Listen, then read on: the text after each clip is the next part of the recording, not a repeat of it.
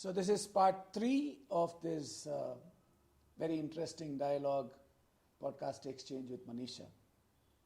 And I'm going to be touching on some probably controversial topics. And if you're listening to this, if you're watching this, and you have some strong views on this, kindly acknowledge that, this is a perspective, an opinion, and we can engage in a dialogue. Even a debate is fine, right? But mindlessly just throwing stuff isn't useful. Not just against us, but in general, engagement is useful. So this episode we're going to be talking about the elements of fashion and how what was very functional and useful in a certain geography, in a certain culture, and how sometimes it is mindlessly being copied in other cultures, and it's not very useful. This does not mean that the fashion that is used in that culture, in that geography, in that purpose isn't useful. I think one of the things that Manisha spoke about in choosing clothing, in choosing fashion, was that look at why are you going to be using this for? What are you going to be using this for? Second, make sure that you're comfortable with it, that it's good for you, you feel good in it. And thirdly, regardless of all of these things, if you are confident and you are confident about yourself, you can carry off almost anything. So this section, we're going to touch upon those things. How about, like with many other things, we are mindlessly aping other cultures. I'm not even going to say a specific culture. And those businesses and cultures that they have a vested interest. It's like any business. They want to expand their market share, and they need to go beyond their consumer base, and they are looking for people outside. And one way of doing that is to make one person feel not good about themselves practicing what is in their culture. If I make people feel bad about themselves and then tell them, for you to fit in, you need to be this way to fit in into this, the new, then it becomes mindless aping, which isn't useful. So that's going to be the topic of this section. And basis how this goes, we might have another section, or we might not. But Manisha, I've set the stage, right? We've spoken about your journey in life, about how amazingly you were a person who just got up and did what needed to be done. I liked what you said very interestingly. I chose only one thing, fashion. Everything else, divine conspiracy, if I can call it that. That the dots just appeared out of nowhere and they connected themselves also. I have a view on that which I will probably talk, which is I think you have certain goodness in yourself where you're accepting what the universe lays out for you, and therefore the universe will do a lot more to support you. If I'm going to second guess the universe will prove me right, that I am right to second guess the universe, so to say. So first part we spoke about your journey. 15 you went into fashion, 18, less than 18 you started working, and then you've been on your own. You worked with many brands that are known all over the world as the benchmark, so to say. So to say, intentionally being used, because much of it is marketing hype. What made you move from, and from my interactions with you, I got to know that you were working a lot for clients or businesses outside India. And the Indic bug hadn't bitten you in the early parts of your career in fashion. Could you share, I'd like you to share something about that early part of your career. What were your learnings? What you learned there? What you like? The pros and cons. There is nothing that is pure evil. What were the things that you learned while working in that space of the industry? What are the things that you did not like?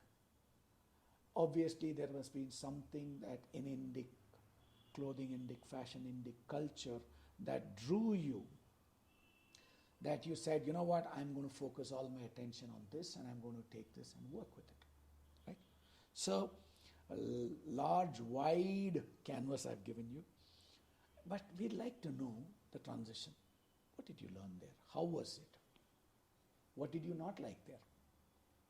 What did you like in Indic fashion and culture, and what made you make the switch? And hopefully, what's the way forward? Okay, so like everybody else, even I started career with the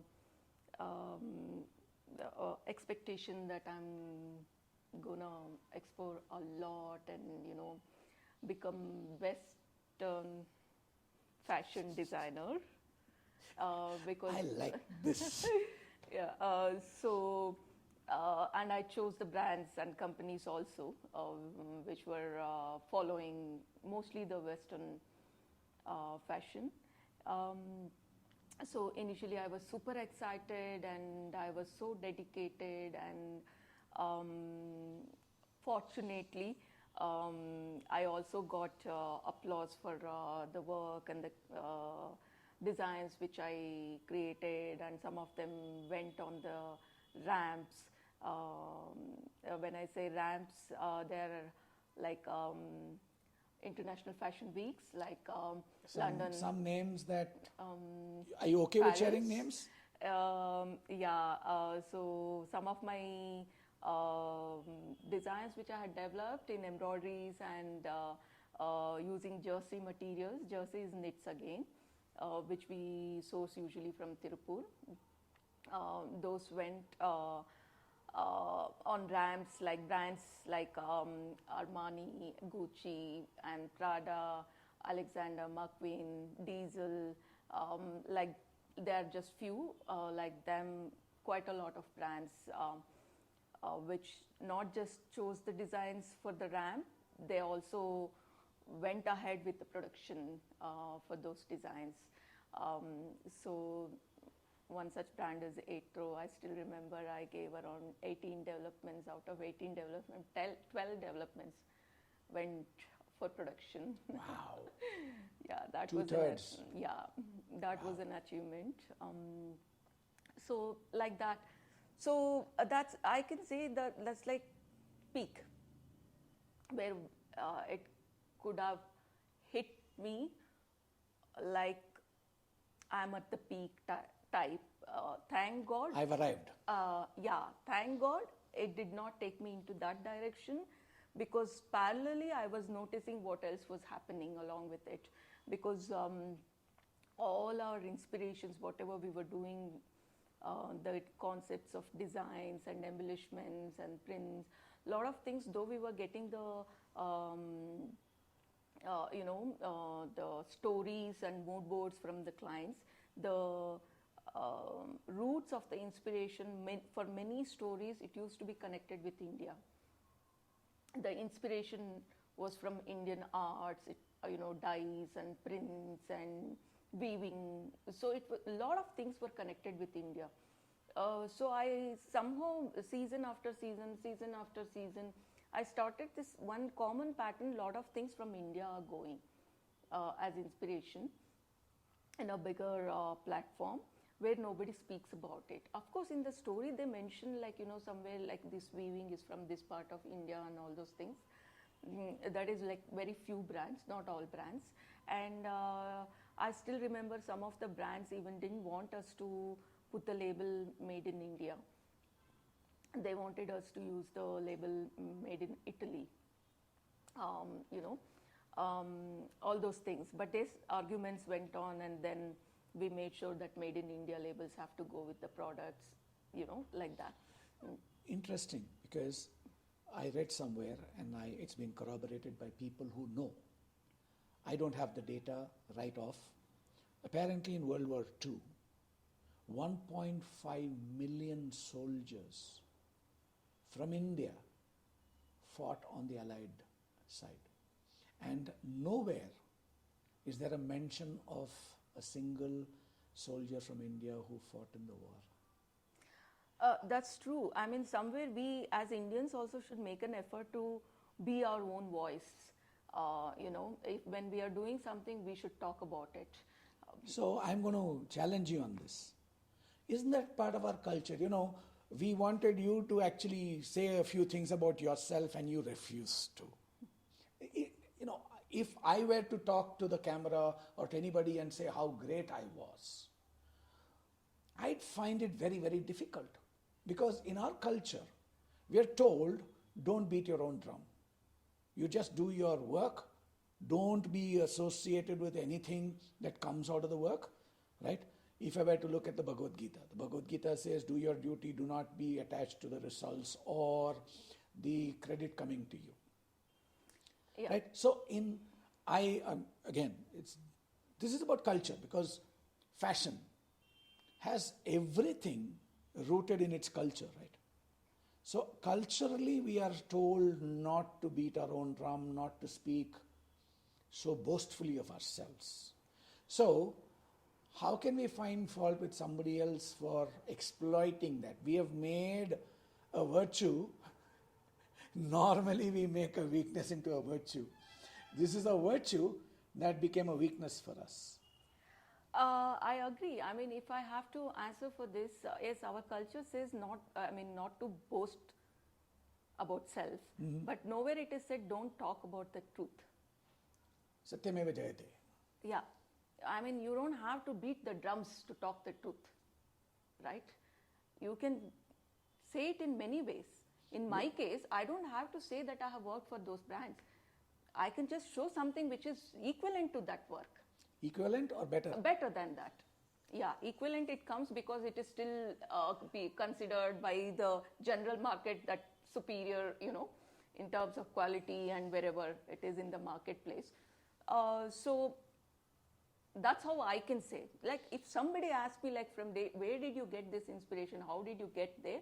Then I would say like this is my past experience. I'm applying it here. That's so all. you insisted on the Made in India label. It's not just me, the whole team, I would say then. Yeah. Right? Yeah. If we have done it, we are creating it, we are making it here, it needs to go with our stamp on it. Yes. Right? Yes. And then that became the common practice. But what I wanted to say, like it was like that then, in early 2000s, I can say, or mid 2000. Today, some of the brands have come to India, they have set their offices and they are so proud in announcing that their products are made in India. That has become the marketing strategy. So you're seeing how the roti palat gaya now. Absolutely, absolutely. I think it's also an increase in awareness in general in this part of the world that I know I'm treading on very, very thin ice here, that much of us, much of our history, much of our schooling, much of everything was directed at making us feel less about ourselves. I think that's changing. Unfortunately, in some cases, what happens is the pendulum is swinging the other side, which is it is becoming hubris, where people are inflating themselves too much, which is also not useful. Being balanced is absolutely useful. And this is where I go to the philosophical statement that I make, that there is nothing that is better or worse than anything else. Everything is unique. If it is unique, it cannot be compared. However, if the agenda is for me to drive my own business and it means that I have to kill everybody else, then I have to make people feel not good about buying those products that they're already buying. Tell them that mine is superior and you have not arrived in life if you're not wearing my clothing. Which is clothing, I was listening in a podcast the other day that a bag could cost $50,000. And that people, you can't find a single difference between that $50,000 bag and a 500 rupee bag. And yet that's $50,000 and this is 500 rupees. Right? And many people, they buy that $50,000 bag because just to tell the world that they've arrived and that they are, in a certain strata. Right? So how, we probably, when you say that, is there such a big difference in quality of that kind of fashion and here? I would only say they definitely take some extra care while producing the products, making sure that the stitching quality and the way how they make the leather and finishing of the product and the shelf life of the leather, all those things. They pay definitely extra attention to those details. Is it attention or is it discipline? Discipline, I would say. And also the brand should have certain value, right? So the reason I asked you this question, Manisha, I'm sorry I'm interrupting you. In an earlier podcast, one of our guests, he actually made a very interesting statement. 3 Indians will not stand in a straight line. Two, they will stand in a straight line because only 2, and you can always draw a line between them and call it a straight line. The moment you have a third person, it cannot be a straight line, is what he said. So again, so is that something that we need to learn? The attention to detail. I would say that, this is something which I learned from West actually. Chalta hai attitude, nahi chalega. Beautiful. Yeah. I have seen literally the so-called well-known big designers coming down and working with us. Literally they're sitting with us with the needle and thread to show this is how the finishing should be. So they will actually do and show, not just say. Say, and this I'm not telling you as a casual day we met them and we are on the pressure of delivering some of the showpieces. It's like working on showpieces is always like you're in the pressure cooker. The delivery date would be like yesterday and you'll be still sitting and working on the product. Always you'll have that kind of pressure. It was around 2 o'clock in the midnight where everybody were exhausted, literally, because we were working for more than 48 hours continuously. We were on the floor. It's not that, we had got the chance to go and rest also. Literally, we were on the floor with workers.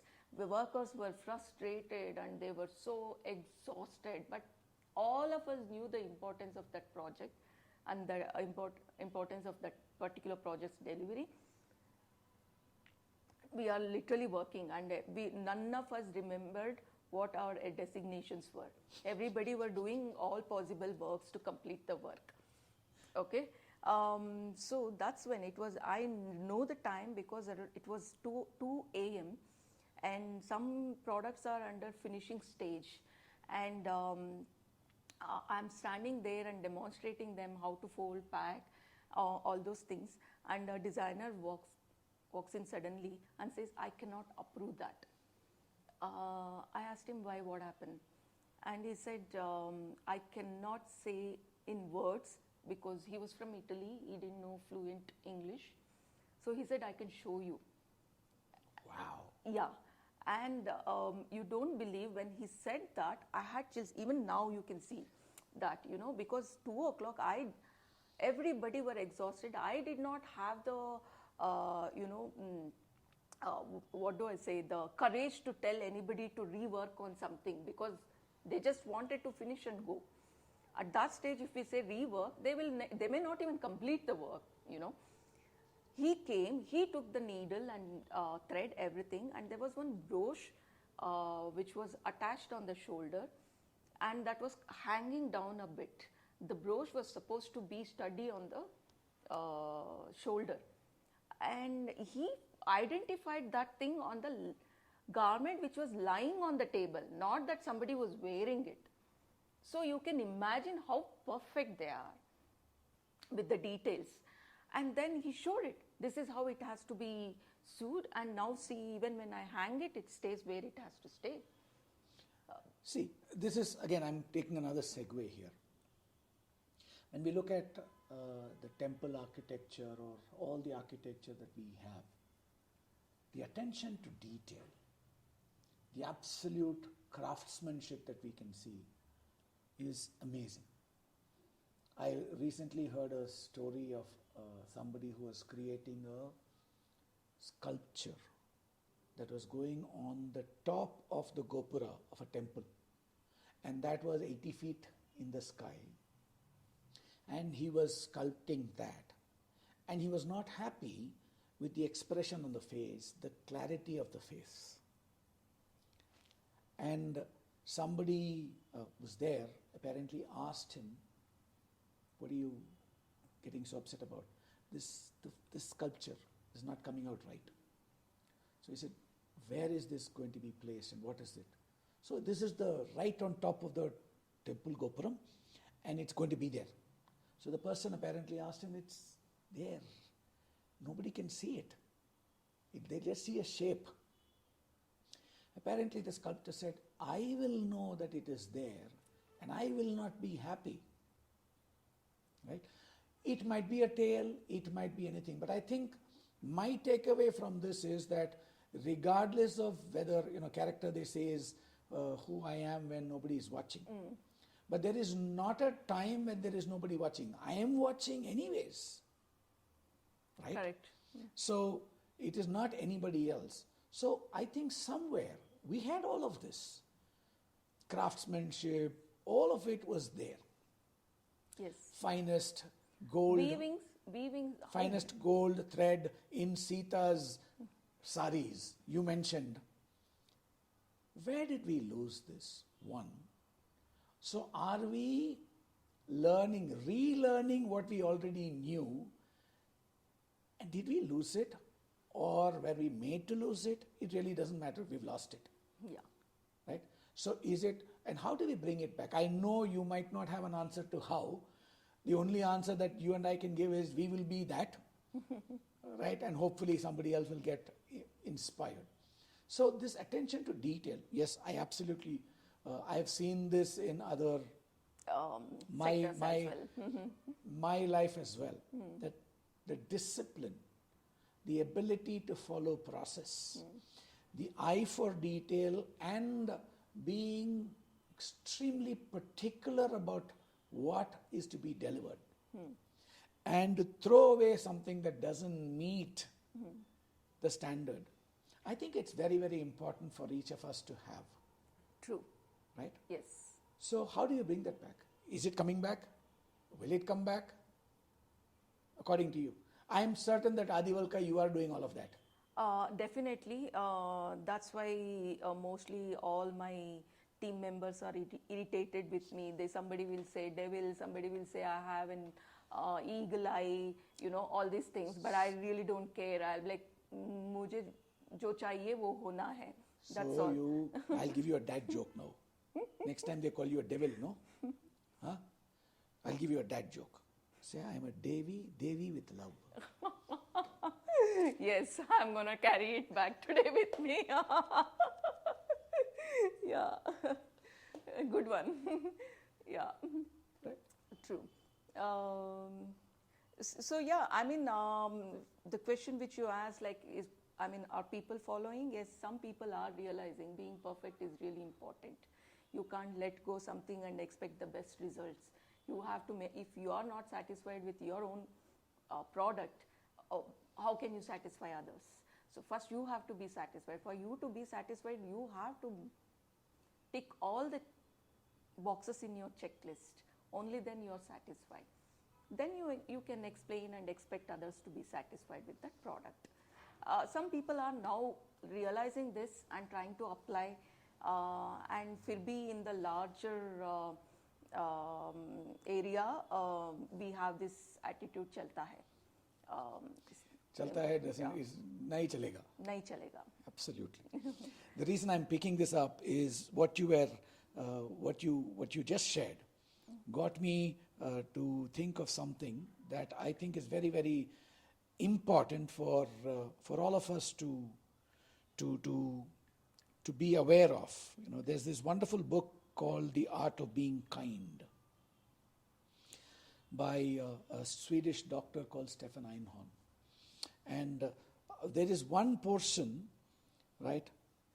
And I keep saying this. The moment I open it, it's actually highlighted to that, right? I must stress one important factor, however obvious it may seem. It would be natural to ask if I am a living example of how a kind person ought to be. The answer is no, but that I'm constantly trying to learn more about how to live a kind life. He goes on to say, there are no perfect people, and we should be on our guard against those who believe themselves to be faultless. The day we think we are our own ideal is the day we must start again from scratch. Right? Perfection is being a thoroughly good person is a mirage. We may well strive for it, but like seeking the pot of gold at the end of the rainbow, we will never reach it. This, I think, is most important here. But we can decide to become better people in the knowledge that we will never be perfect. And in the end, all we can do is our best. Yes. Right? I thought that sort of, it fit in so beautifully to what you're saying. We need to strive for that perfection. Knowing that there is nothing called perfect. Yes. But that perfection and that perfect is a measure of how much of my best and how much of me am I putting into the task that I'm doing. Yes. Have I done my best in this moment? Yes. Yes. So in this moment, I've created something that is perfect. And that client of yours demonstrated how to raise the standard a little. Yes.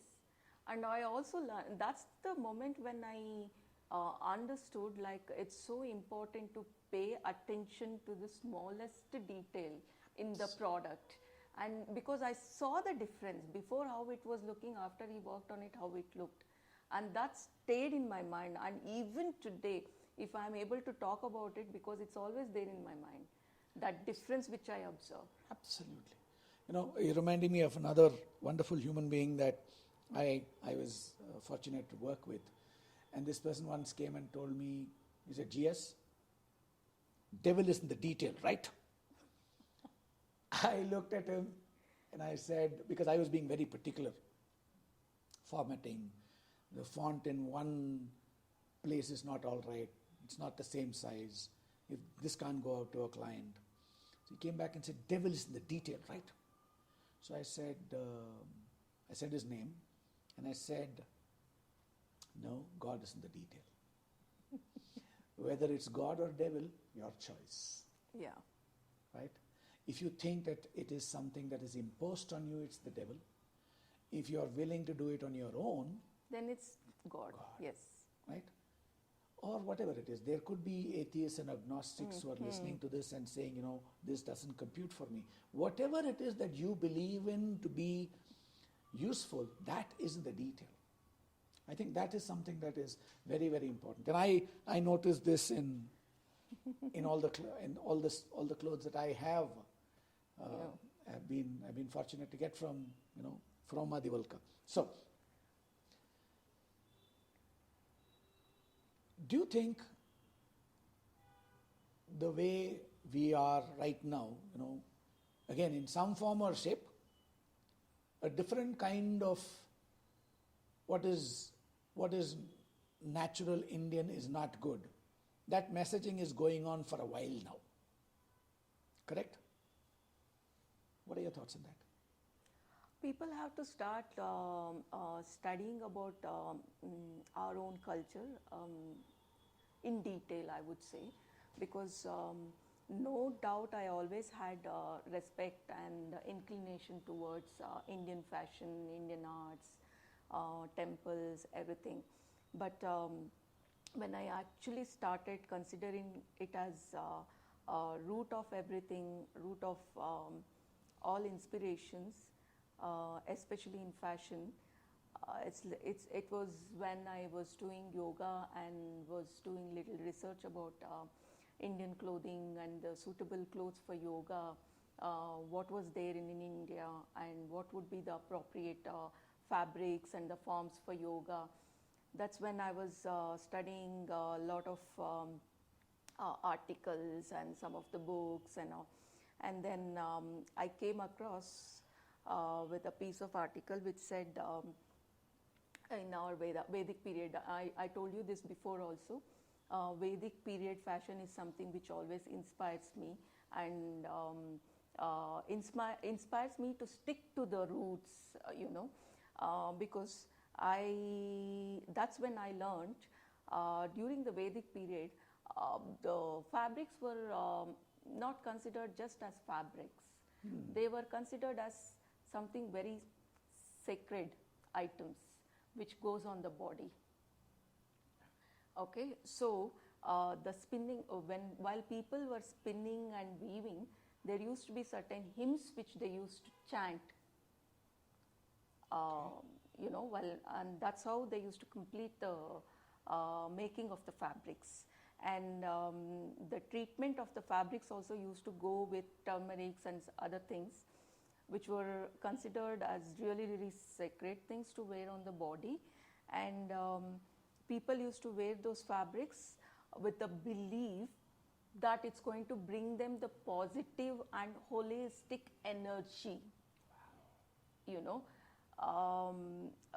This is something which we are totally disconnected today with, and that's what I always feel, once when people understand this is the actual history of wearing, or spinning clothes or wearing clothes, why one wore it, to bring the positive energy on you, is when people realize what is the right materials to choose, what is the right fabric, form, and how the fabric should be treated.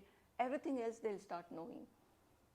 So, understanding this from where it is coming and how it was made, how important it was for us, wearing the clothes, not just as clothes, but to bring in some energies into our bodies. If everybody understands this, then probably the pattern of selecting the clothes will change gradually, is what I believe. And after knowing this only, I did little more research, and then even today there is the Ayurvastra is in practice, where they treat the fabrics only with the herbs and medicinal plants and all. So I didn't know about this at all. Yeah. Many things I don't know about. This is one of them. Yeah, this is today still there are some people Ayurvastra. who are practicing Ayurvastra. So they're treated with herbs and all those things, and then the fabric is created. Yeah, so Ayurvastra is the name which we came up with actually. I was doing the research, I came up with all this informations, and then when I discussed with Jaya, he was really, really curious about it, and then we went and visited the place, and we named it as Ayurvastra for Adi Valka brand. Ayurvastra is in general also they say, but for Adi Valka we wanted this to be another segment. Ayurvastra, curious, a segue, but we'll make that segue. How does that work? For how does that work? And what does it do? I'll tell you, good one. The whole process of making that fabric is organic. They grow the cotton also organic way. They don't use any chemicals, and the spinning, weaving, everything will be in organic method. And they take certain herbs. They have different combinations for different purpose. For a better sleep they have one combination. For diabetic people they have another formula. Just for the skin to feel fresh and healthy they have one formula. They follow those formulas, and each formula will have certain combination of herbs and seeds and medicinal plants which goes into the boiling water, and they boil the fabric for a certain number of hours, and then they take it out, and the fabric would have caught some colors also, natural colors from the herbs, and that's Ayurvastra. So treated with medicinal So there is a herbs. certain well-being, certain conditions, there is a certain process, and if I wear that, certain conditions will get treated. That's what they claim, but we couldn't do deeper research on this because it's on a hold. So maybe when we take it up, we go much deeper. Maybe into we it. should do just do peer review, which is what many people want, just peer reviews. It doesn't matter how it works. If it's peer reviewed, it's good enough, right? So we'll... No, the people whom we met, they are not doing just for the sake of doing it. It's been their family business for generations. So they have that knowledge. They may claim, but what I wanted to say, when our Veda said that turmeric treated fabric is suitable for all skin types, there was a reason for it, for them to say, right, to write about it. So what these people are doing, they are also doing the same thing, treated with neem and turmeric and sandalwood, etc. So all of them have certain good qualities in them, which is good, skin-friendly products, right? Yeah. So that is the tradition which we have lost now. That is something which we have to work on consciously to bring back. Of course, it's going to be an expensive business. But yeah, we all have to collectively make an effort, at least to bring them back into the market and let people know that such fabrics and products are available for a healthy lifestyle. When you were saying this, when you were talking about Ayurvastra, herbs, and all of that, brought me to another thing that I came across when I was doing some research on our Indian culture, our heritage, and all of that. And I started going a little deeper into this Varnashrama Dharma, right? Dharma is loosely translated path, but the root of Dharma is Dhr, which is that which sustains, right? So there is no word that can describe Dharma, no word or sentence. It requires a long paragraph. And if we look at it, it's a 4x4 grid. Varna means color. Ashrama means state of life. So student, householder, retiree, and sannyasi, as is called, as getting ready for the next shape, form. And the varnas. So I was starting to look at all of those things, and I realized that it has become a diluted version today. Right? And when I'm told, again, I have not done the research myself, that the word caste does not exist in our native dialect dictionary. That it came with certain invaders and they took it from a certain Greek antecedent and all of that. When I was looking at it, I realized that what is called the Varna was never by birth. The Varna was never by birth, it was by attitude, aptitude and all of that, and it was a certain process that was followed at a certain age that it would be defined. So in the same family, you could have different people in different Varnas based on the attitude and aptitude. But today it has become something that is coming by birth. Yes. That's where somewhere we lost it. A lot of the things that we've lost.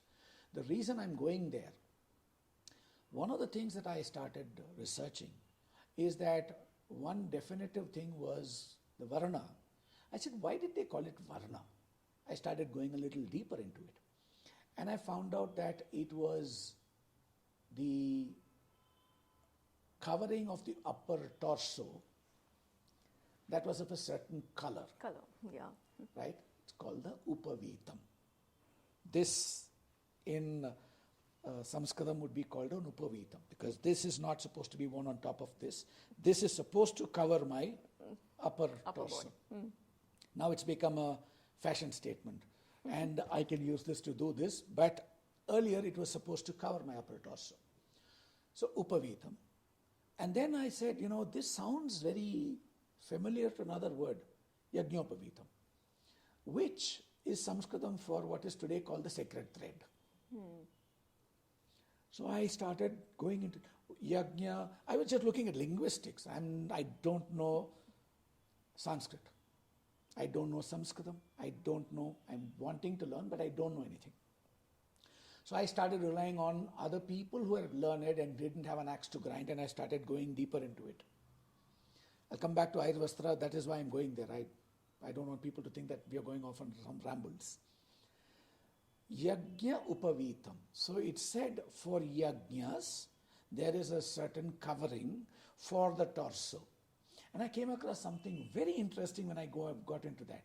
Apparently, depending on who was doing the yajna, what kind of yajna was being done, the yajna upavitam could be of various things. It could be metal, could be metal strands, it could be herbs, it could be flowers, it could be leaves, it could be anything. And they were being done for a certain purpose for the person performing the yajna.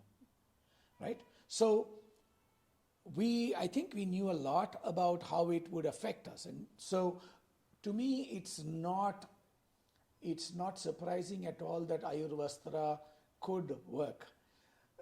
The logical, if I can call it the logical mind, or the problem-finding mind, how many washes will it stand is the question that comes up. Yes.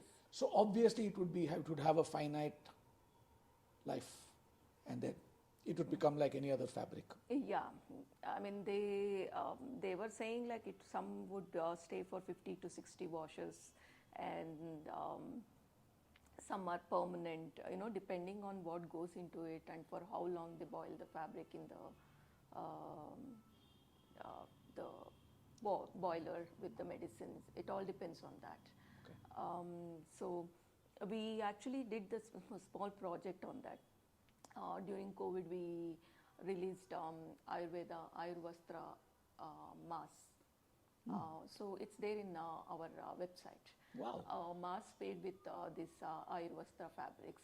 So we had tulsi and turmeric, sandalwood and tulsi as one combination, neem and turmeric as the other combination. 3 combinations we had. So finite life? So 10, 12, 15, 20 washes and then throw it away, or use and throw? To be very frank, we made the mask that time because we wanted to give something which is really organic. Because children also were supposed to use the mask. So that time the whole world, everywhere, every market, single market was filled with masks, like all sorts of masks, right? So I felt that it is necessary at least for children to have something which is organic, because they are wearing it all the time and breathing. They don't know what they are breathing, they are just breathing because they are supposed to wear the mask. That period was really, really bad. I mean, everybody had to go through that. So that's when we released the mask, and the response was good actually, and during the COVID, the shipment period used to be like 45 days and all. Still people ordered from different countries for those masks. So if we are telling the story properly and we are telling the truth, we didn't claim that it's going to stay forever, but it is organic, no doubt in it. We said it is organic, and it is Ayurvastra, no doubt in it. Yes, it is Ayurvastra. If somebody asks me for how long the effect of turmeric and the neem is going to be in that, I don't know. As long as the color stays, I can say. But in my wardrobe, the masks whichever I own, they are still the same. Like they have faded a bit, but I can still identify which is tulsi, which is neem, and which is sandalwood. Interesting. Coming back to the original theme. So when did you make the switch from, the big names, the Gucci's, the Pradas, and the Diesels of the world, and then said, I'm going to do something that is Indic?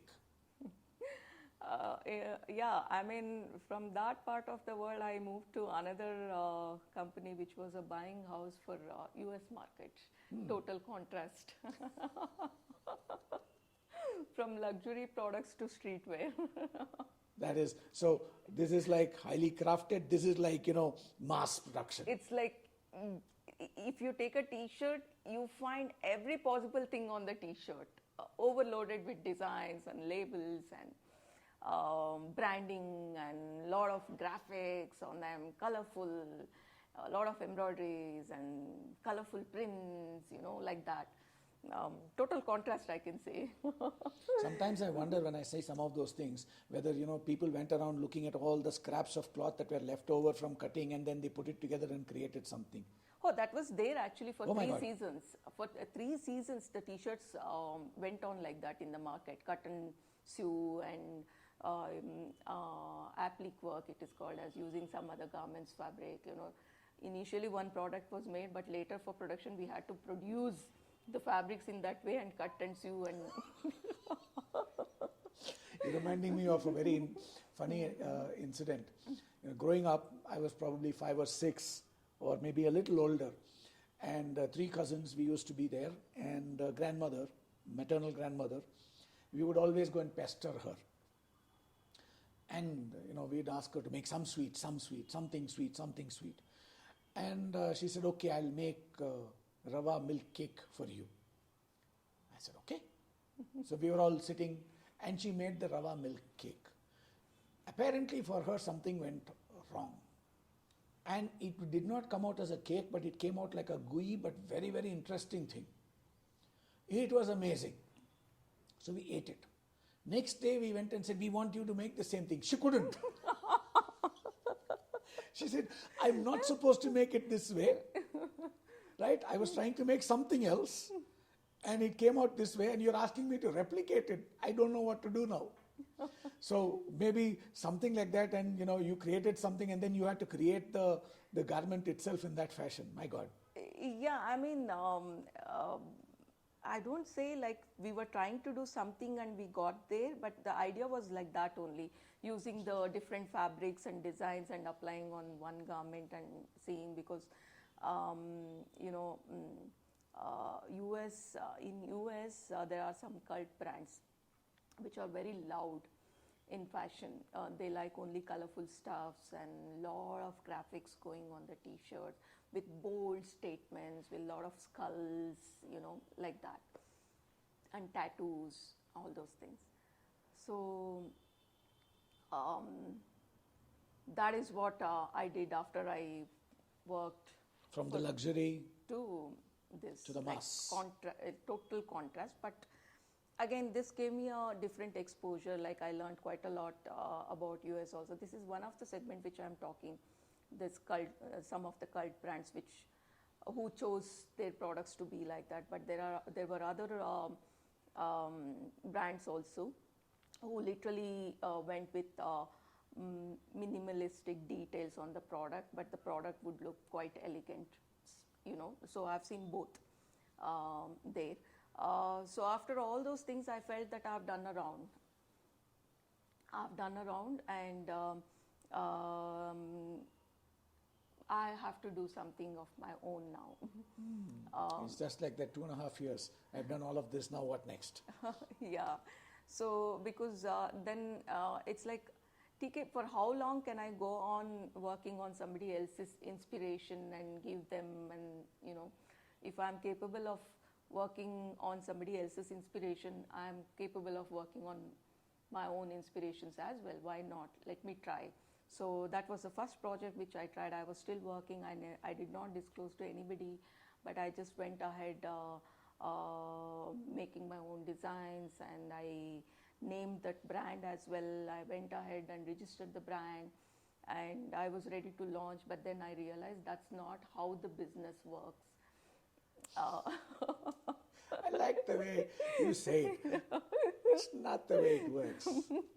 So I realized that, and then I was like, no, I'm not going to do it. Whenever I do it, I have to be prepared for it. Then only I'll do it. Around 50 designs I had worked on for that brand. Then I took a call, no, I'm not going to do that. And like a good girl, went and closed the brand. Because I had to formally give the letter, everything to close that with the auditor. So all those things I did, and that chapter was over. But it always was there in my mind, because that brand again had the inspiration, some of the inspirations from West. Probably that didn't fit in with the thoughts what I had in my mind. So I just took a break yani, from that idea, but I was still working and I continued working. And after I gave birth to my child, when he was around 2.5 years, I think, I had to take a break, because that's when he needed me more, because until 2.5 years he stayed in my parents' house, so I could continue all my works. And once when he moved back to our house to stay with us, I had to take a call and take a break. And for me, that was like a big thing in the life, like all of a sudden not doing anything, you know. And that's when the ideas came to my mind, like whatever I had learned and what can I do, how can I use them, where is my inspiration. Like I had a lot of time to do the self-talk, you know, and that's when the idea came to my mind that I want to do something, and that something should be connected with the Indic roots. Why? Wherever I worked, wherever my projects were, different parts of the world, I can say, some connection I used to see with Indian roots, in terms of fabric or manufacturing or dyeing or weaving or even the embroideries, anything that used to be connected with our country. So somewhere it always stayed in my mind that me being an Indian, I don't have to travel anywhere else if I want to do something. This is the right place to do. We have all required resources here, knowledge most importantly. So we can, I mean, it helps. If we've come up with the idea, whatever is available here is more than enough to create the wonders. That's all I had in my mind then. And it didn't work that time also for me. And then in 2014 is when I took a firm call on it and started Fashion Adda. I started that small manufacturing unit, come design house, basically to start my own brand. But then it so happened that I had so many clients, I became more like a custom-made orders designer then. But good experience I had. But again, due to some personal reasons, I had to close that down. And then I got into yoga, and yoga literally inspired me to study more about Indic fashion, fabrics, traditions and culture, everything. I mean, it just connected me to a lot of things where I started feeling like, you know, this is the right time to do, you know, I'm already late. I should just do something which is connected to our roots, because as I told you that, you know, when I read that during Vedic period, people used to chant while spinning and weaving. So imagine the kind of spirits what they had in them, you know, to do that product, like a holistic product. They were making those things. And then I also read about how the temples were inspirations for them to, you know, draw the motifs as prints on the fabrics, or even to include in the weaving. Even in Kanjivaram saris and all, what we see peacocks and double head eagles and elephants, those are all from the temples. After learning all these things, I felt like, you know, that's it. I know what I want. I know what I want to do. And because I was doing yoga and all those things, I felt that's where the requirement is. First requirement is we need some comfortable clothes to wear. I mean, like everybody else, even I used to wear those tight polyester leggings while practicing yoga initially, and then especially in the summers, I felt that they are not appropriate at all to wear and go to the class and do the workouts for a couple of hours.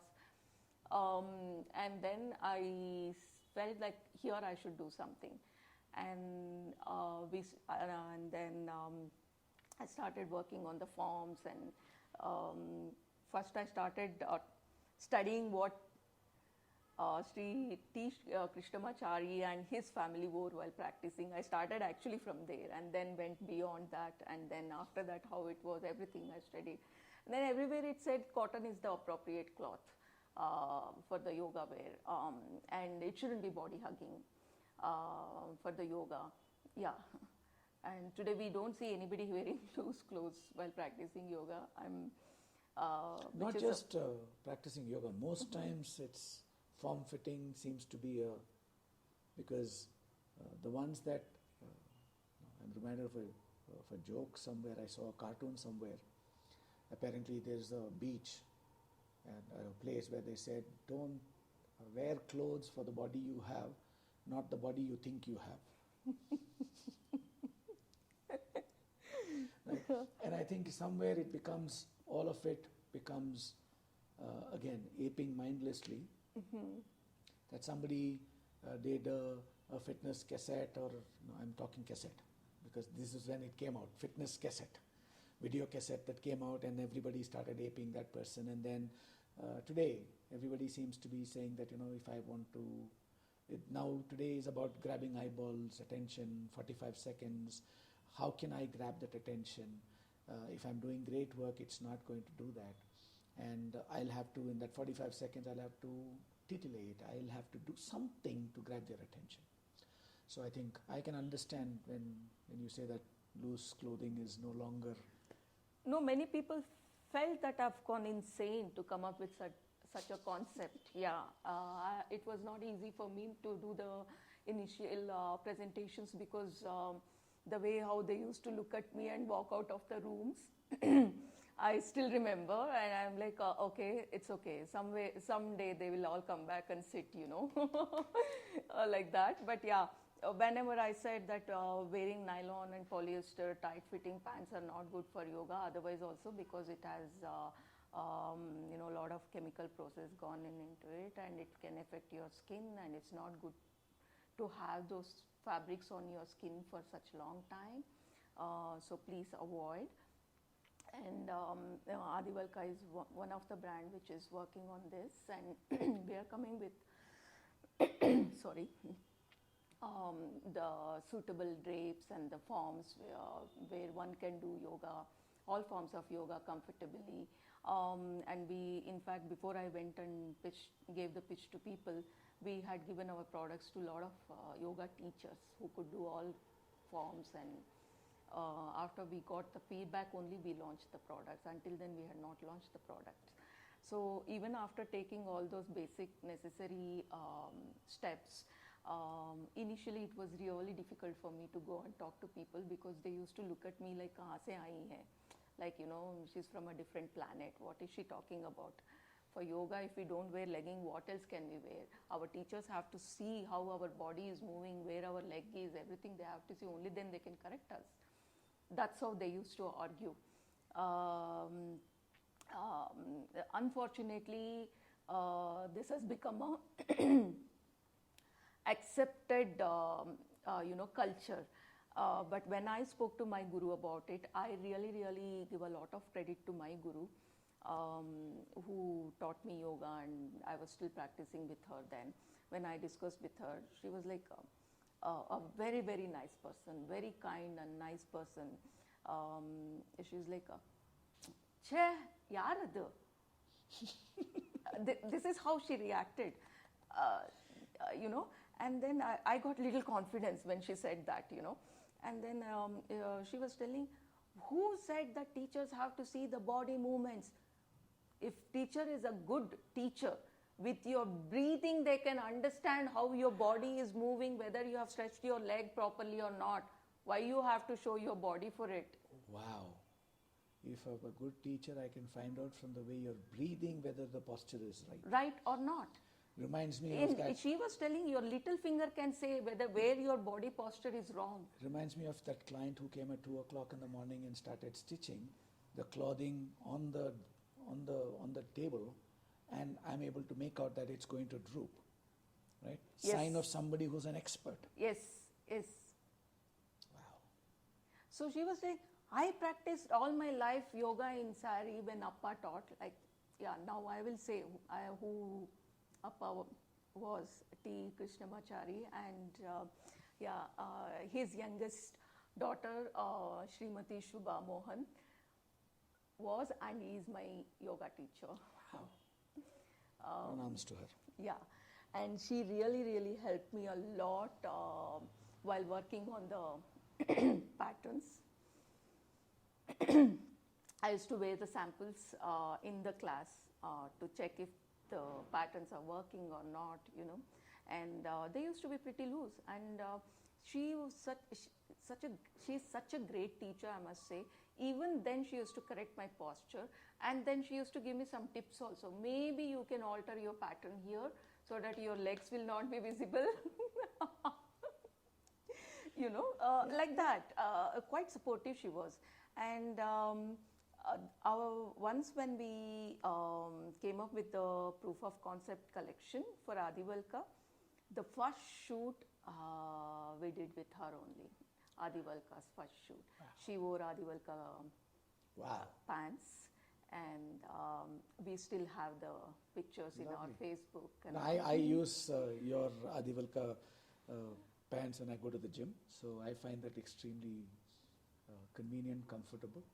I do have some things that, pockets are not big enough for me. Yeah. But that's okay. That's a small thing. I can wear a hip pouch. Curious question, personal curiosity question, and all of these people will have to also listen to this question. I can ask this offline, but I'm asking this online while we are recording. Do you have anything that, I can use? This I cannot wear. I will find it difficult to wear, not cannot wear, to go cycling. Because one of the things I'm trying to do is to see if I can walk, cycle, and be self-powered when I'm locomoting, so to say. Right?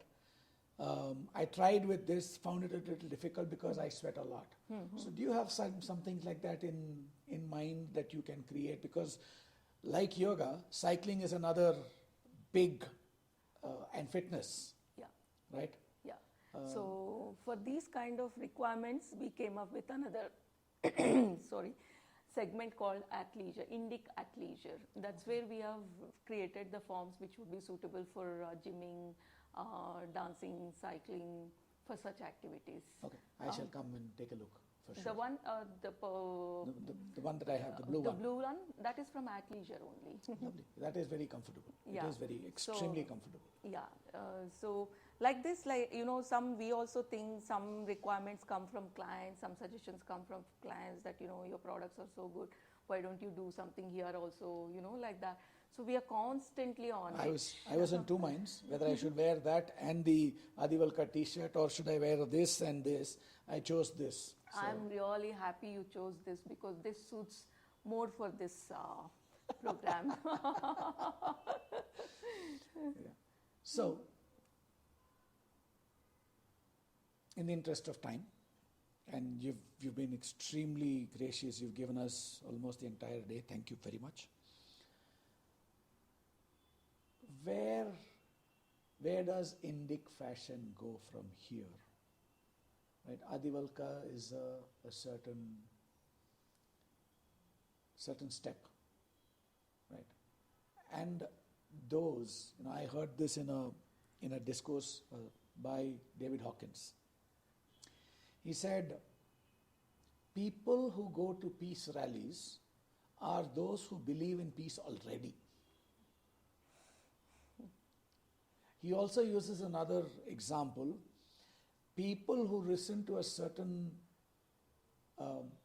kind of music which has a lot of violence in the lyrics and in the music itself, violence, they are not going to convert to listening to classical music because they've heard a lecture on classical music. The ones who listen to classical music are the ones who are going to continue to listen to classical music. And then he said something very interesting. He said, so our peace rally is useless. He says, no, peace rallies are not useless. Peace rallies are very useful because not only do we not want, it's not about getting other people to come here. We don't want people who believe in peace not to believe in peace. So at least to keep them in the fold, we need to constantly reiterate. The reason I said that is, Indic culture, Indic clothing, people like me, we are already predisposed to that. So you'll find, you don't need to sell it to me. I am just going to have, if I find it uncomfortable, I'm going to come back and tell you. Like I said, the pocket is not very convenient. Correct. How should we even attempt this? That we should get more people to adopt this. Not because of any jingoistic approach that, beating our chest and say nationalistic. No, that's not what I'm talking about. For their own good, because the skin is the largest organ. Right? Having the right kind of clothing makes all the difference. The fit makes all the difference. For their own good, I believe that we need to inspire more people. Do you think that will happen? Definitely. This is the interestingly, this is the period where people are taking U-turn. Where will they go after taking U-turn? They have to come back to the roots, right? So definitely, we will see Indic traditions going global. They might tweak a bit according to their requirements and what would suit to them and all those things. But definitely, again, the roots will be connected. Like I was talking about Ayurvastra. Ayurvastra it's not just us. I mean, when we spoke to them, we also know like they had some clients from Germany, they had some clients from Italy, some from US and all. People just don't come just like that now. Only when they know that there is some benefits, there is some goodness in it, only then they come, right?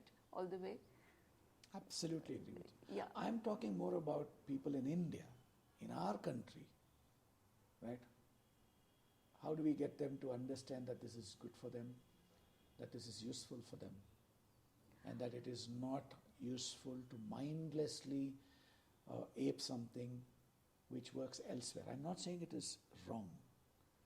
It is right for that culture, for that weather, for that climate, for that geography. How do we get people in India? Because in India, if you look at it traditionally, Rajasthan, the deserts, the clothing is very different. In Andhra Pradesh, it is very different. In down south, the dhoti makes a lot of sense, right? And then you go to the north, it's completely different, right? There is a lot of thick clothing, completely covered. All of it is very, very functional. Yes.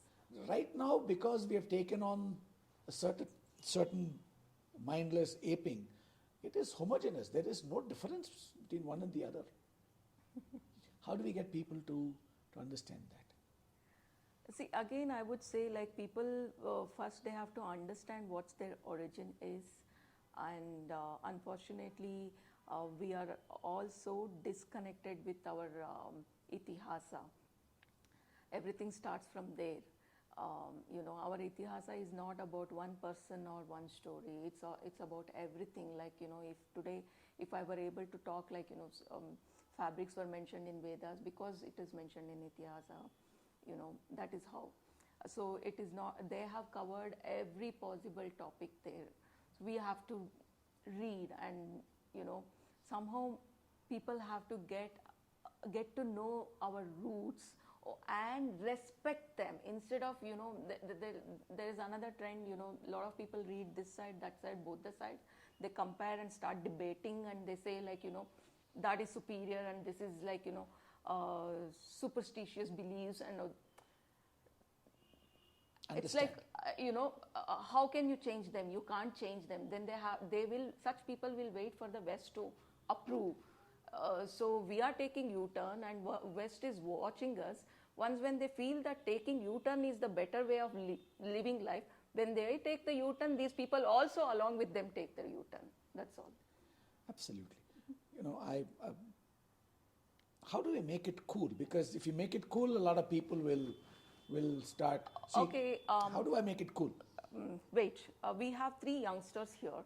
I want to ask them, my attire is cool or how is it? Yeah. So what is there to make it cool in it? It is cool. Everything about it is cool. How do we make sure that everybody knows that it is cool? It is not about knowing. It is coming out from that inferiority complex what they have. Thank you. Yeah. Which is the area that, I would call it my area, my pet peeve, so to say. If I'm situated in myself and I think well of myself and I'm not comparing myself with another, then it doesn't really matter. Which is why I said, about my non-vegetarian and vegetarian and all of that. I don't care a damn. I need to focus on me. Recently, there was a certain physical activity that I did, and I shared it with people. For example, I live on the 8th floor. So this building has 11 stories. So I did 6.5 times up and down in 46 minutes, right? Wow. Barefoot. Because I find that not wearing footwear when I'm doing all of this, my entire body functions completely differently. So I probably will not be able to do it on the road, but I was able to do it in the steps because there's nothing that's going to poke me. And immediately I got a lot of flack from a lot of people when I shared it. No, your blood pressure will go out, this will happen, that will happen, this, that, no. I said, you know what? I'm unique. I'm unique in the sense that I need to listen to my body. Yes, there are certain averages, right? I need to take the average into account. I need to not dismiss history. Correct. That'd be foolish of me. I need to take that, but I also need to be aware of what is working for me and what's not working for me. One of the people got very upset that I said, who are you trying to prove what to? Right? I said, I'm not proving anything to anybody. I'm just doing this to be fit, one, and I'm sharing this with you so that if I can, you can. So that's the only intention. I'm not beating my drum. And then I turned around and looked at this, I asked this person, what if I had told you that I was able to walk from the bottom up the hill, many, many steps of a religious place of worship? What would your reaction have been? The person said, oh, that is different. I said, how is that different? Right? The place of worship for me is my body here, and I'm taking care of it. So, it's not about making it cool. It's not about there are people who are going to be looking at it. We see our world the way we are, not the way the world is. Right?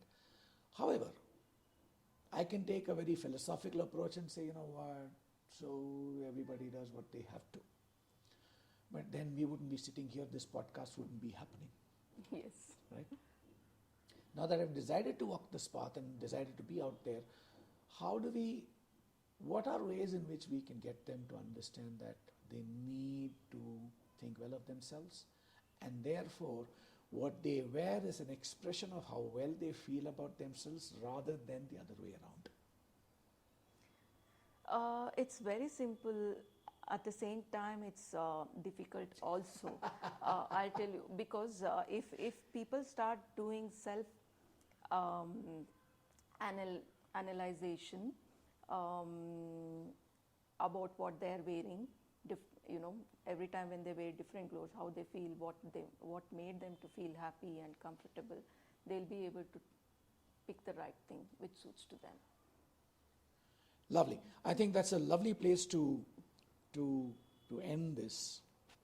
Thank you very much for your time and the absolutely amazing sharing that you've done.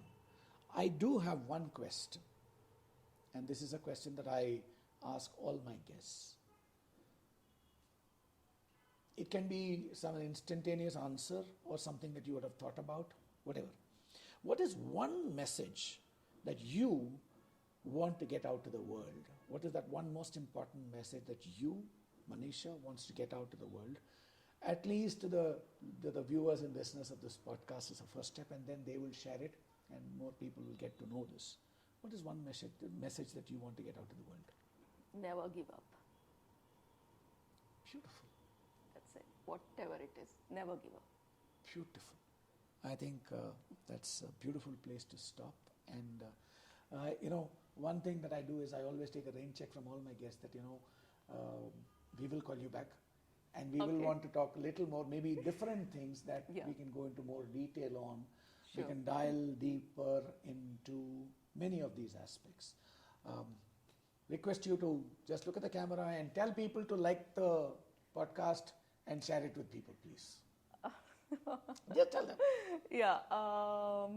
So as a request to all viewers, please watch the full video and share with all your friends and family and support the HappYness Helix. HappYness Helix. If you want to just cut it, please cut it. I took really lot of time to say that. That's okay. We are going to put it this way. No cutting. No. This is Manisha Unplugged. We don't want to be that. This correct all. Hoity-toity. This is who we are. Okay. Right. So please watch, like, subscribe, and share with at least one person. Because the intent of this podcast is to make available information at no cost that can make the lives of people better.